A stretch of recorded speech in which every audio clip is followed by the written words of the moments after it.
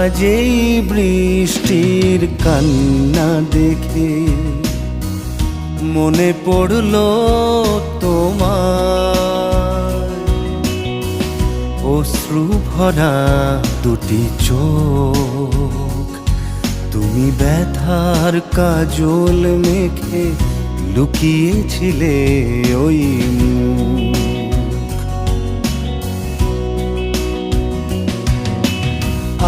আজ এই বৃষ্টির কান্না দেখে মনে পড়লো তোমার অশ্রু ভরা দুটি চোখ।